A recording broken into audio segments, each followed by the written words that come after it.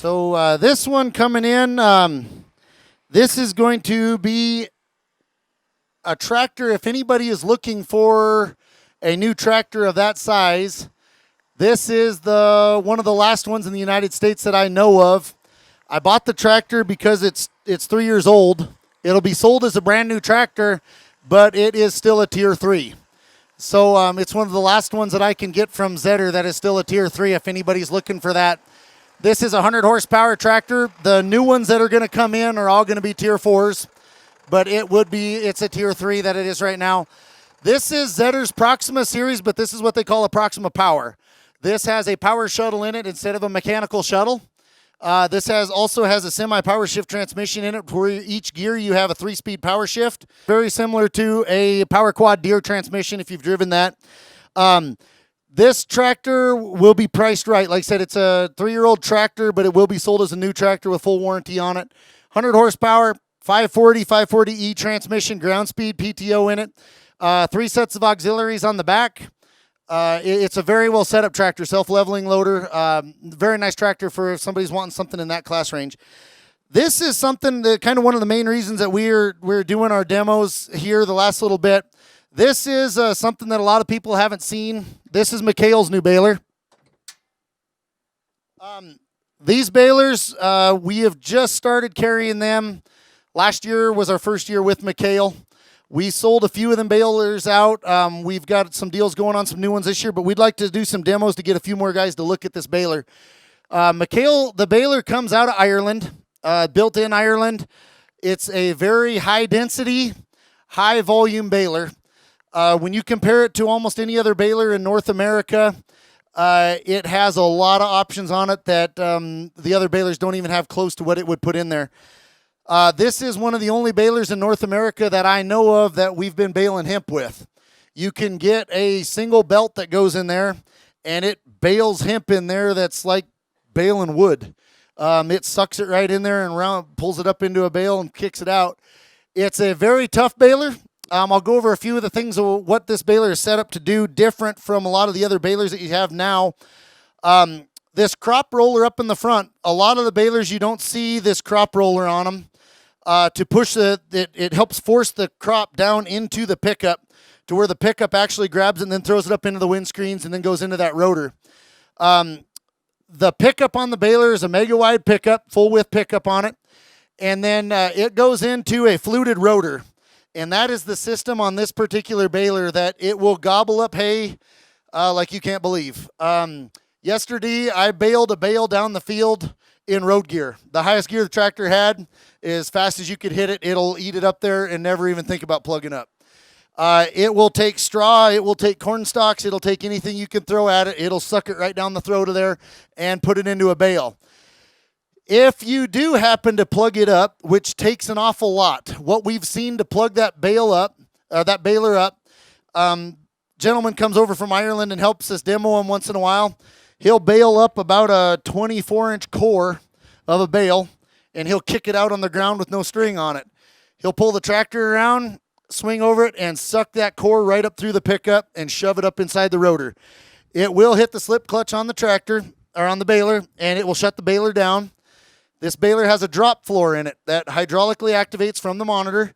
You activate it, and the whole middle section under the rotor hydraulically comes down. You turn the PTO on, and it'll suck that core up inside the bale. You put the floor back up, and away you go again. So, I mean, if you can imagine driving over a dense 24-inch core and shoving it right down the pickup, it'll pick it up and suck it right down in through there. Once it gets into the chamber of this baler, like I said, you can get it with a single belt. This is a triple belt unit. McHale's baler is designed for extreme high density. This is a variable chambered baler. You can get it in a fixed chambered baler, but you don't see a lot in that in North America. Most everything that we have is going to be in a variable chambered baler. This baler is designed to put massive squeeze on the bales. It's made, their big market that they have in Europe is going to be for silage bales. They're going to chop them, they're going to wrap them, and then they're going to put plastic wrap around them and make silage out of the bales once they get them in there. This 640 units that I have sitting here today do not have chopper units in it. The 660 is the one that's got the chopper unit in it before it goes into the chamber. Most of the guys around here, I haven't had a lot of guys ask to put a chopper unit in there, but it is something we can do. And with the baler being as high density as it is, depending on what you want to do feeding them, if you're planning on putting it into a bale processor to feed it, if you don't chop it before you put it into your bale processor, it's like throwing a rock into your bale processor. I mean, it don't want to eat it up. Where if it runs it through the chopper first, it will put it down into a more manageable size, so when you cut the strings, it kind of falls apart and your bale processor doesn't have to work near as hard anyway to do it. If you put the chopper unit in it, you need a lot more horsepower on the tractor. This is a 100 horsepower unit, and it has all it wants to do with that when you're running it at high speed. You could run it on an 80 horsepower tractor, but you won't have the speed that you could get out of it with a higher horsepower tractor. When you put the chopper unit in it, you do need the horsepower to run it through that chopper. When it gets into the chamber of this baler, it has replaceable skins. So the two skins on the side of the baler that your bale turns against are a bolt-in unit that will come out, and then you can put new skins in it if you start wearing through it. The belt life on this, expected belt life on it, is around 100,000 bales if they're not punctured and ruined. If you don't puncture the belt will get close to getting you that 100,000 bales of service life out of it, where when you look at almost any other round baler now in production in North America, you start getting 10, 20,000 bales, sometimes not even that, you're starting to go through belts. These are a seamless Kevlar belt, where the other ones are almost every baler in North America is going to have a seam on it. They are a bugger to change if you have to change them, because you do have to pull rollers out of the baler to do it, but it is something that very unlikely that you have to do unless you end up having to actually puncture a belt, cut a belt. They tell us on there that you can run that belt with as much as a 50% cut in it. So if you do suck a steel fence post up inside there and you cut through the belt, if you cut it one way and you're not over halfway through the belt, they'll tell you at the end of the cuts to take a drill bit and drill it at each end of the cut, and then just to take a pocket knife and radius that cut out, and then take it right back out and work it. Once you go over 50%, if you go over that, then it's down to replacing the belt in it. The baler has all Timken bearings in it. They're all replaceable bearings, but they're a high-end bearing. They're not a cheap bearing by no means. It runs diamond chain, which is American-made diamond chain on it, and it runs seamless chains in it. There's no master links in any of the chains that are on it. It's all a seamless chain. With McHale, they're all net wrap. They do not sell a twine wrap bale. They're all going to be a net wrap bale. The new body style, when we were doing, McHale just did a show that they did online that we were watching. One of the things that McHale is going after on the new ones is to have no horizontal surfaces on the baler for dust to accumulate on. All the new ones are going to be on a slanted surface, so any place that dust would accumulate, it's to get the dust off the baler and get it out of it. The sensors that are in the baler, it's got sensors on quite a few different things, whether it be on your net wrap, whether it be on your door sensor, the pickup, the drop floor, the rear ramp gate. Any one of those sensors that are on there, they're the same sensor. So with this baler, if you have it out in the field and you have a sensor issue, the only sensor on the baler that it does not need to make bales is the one on the little ramp gate on the back that rolls the bale away from the baler. You can take that sensor out of the baler, put it in any one of the other locations that you need, and keep on baling even if you are broke down at that point. All of these sensors have little LED lights built into the sensors. If you walk around with a quarter, and any of the ones, like the one that's on the rear gate, whenever you have the monitor on, those LED lights will be lit up if the gate is closed, and it's telling you that the sensor is actually working and doing its job. If you take a quarter to any of the other ones that are open and just stick a quarter over the top of them, that will light up and tell you that the sensor is doing its job. You can also get into the monitor on the baler and get into a service screen that's in there, and then walk around and actually put a quarter on top of those sensors, and it will tell you if your wiring from the baler to the monitor is doing its job. It will go up and it'll actually come up to the monitor and tell you sensors working, sensors working, sensors not working. This one here has little lube blocks on it. You have to grease this one with a grease gun, but you grease it in a block, and then it greases every bearing on the baler. If you see, there's little steel lines that run absolutely everywhere on the baler. Every bearing on here is greased. Where a lot of the newer balers are getting to where that is a sealed bearing, this baler is all grease bearing. If you go to a 660 baler with the chopper unit in it, it has a grease cartridge on the other side of the baler, and every time that you open the rear gate, close the rear gate, it lubes the entire baler. So every time you open and close, it shoots grease into the baler. This does have a lube tank on the other side of the baler that uses bar oil, and it has a small pump on it that pumps that oil to any chain on the baler, has bar oil coming to them with a wick, and it will lube every one of the chains that's on the baler through that little bar oil on the side. It has on the net wrap, McHale uses another little hydraulic pump up there that does stretch on the net wrap, and you can adjust that stretch. Depending on the net wrap you buy and how you want it to cover the bale, it will stretch the cord, or however you set it on there, it will stretch it and make your net wrap last longer for whatever you're doing. If you want to put more wrap on the bale to make it last, if you want to stretch it to try to get less footage but still get 2 wraps around it, you can set that however you want it to go when you get in there to do it. They were telling us in Ireland, David, who comes over and helps us do that, they were doing a wet bale contest with one of these balers, and they were baling in the rain. They were making silage bales. They were baling in the rain, and he baled a round baler in here, 4 foot wide, 5.5 foot tall, that weighed over 3,000 pounds coming out of the chamber of that baler. I baled some here last year in this field. That was maybe not as dry as it is today, but it was pretty dry stuff, 1,960 pounds in a 4x5 bale at probably about 8% moisture bale. So the argument that comes up a few times with me is, or a guy will ask me, I've got to get a 5x6 baler because I don't want to be out chasing little bales all over the field.